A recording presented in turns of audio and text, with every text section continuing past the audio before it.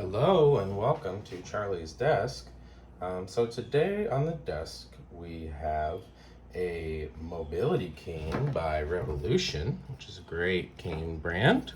My first cane. And then we have a ID cane from Ambutech. And I want to talk about the difference between an ID cane and a mobility cane.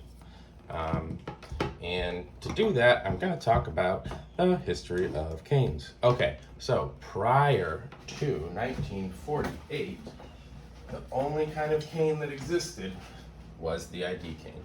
Now I'm holding my jean jacket up to the screen because I have two vintage pins. And the ID cane before the mobility cane existed, and it was basically just a support cane painted white with red on the end of it. It wasn't for feeling ahead of you. It was just a sign saying, "Hey, I'm blind. Stop for me, please." And that's what it looked like.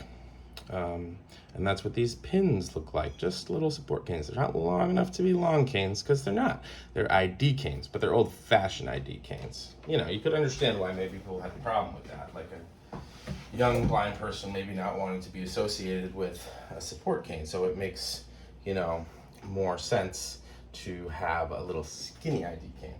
Now let's talk about what happened in 1948. In 1948, I'm getting my jean jacket ready, the Heinz Blind Rehab Center was established. And that is the first time the Hoover technique is taught, and it's done by the U.S. Army, the VA, rather. That serves all branches. Okay, and so after that, people start using the Hoover technique, which is, modern long cane technique. And so this Revolution mobility cane, it's a little bit thicker. It's like, the thickness of a hefty wooden spoon. And then the ID cane is almost as skinny as a pencil. And so someone using the mobility cane, they would be using two-point touch or constant contact to feel every step of the head. Now, someone who's using an ID cane is probably a primarily visual traveler because there's not too much you would do with this cane. It's kind of flimsy, it would bend. But you might pull out the cane at an intersection and just use it to signal to drivers, just to get that added high visibility feature. Because yes, indeed, it has a retro-reflective tape covering, which will reflect that light right back at the car or whatever is shining light on you. So that's kind of the difference.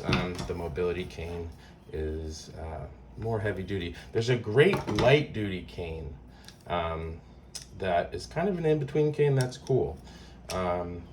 A lot of people like this ID cane. It's not just a support cane painted white. It is a collapsible skinny cane that can fit right into a medium-sized handbag or backpack or even your back pocket. So that is the difference between that sounds horrible. That's the difference between the mobility cane and the ID cane. They're both long canes, but they're a little different.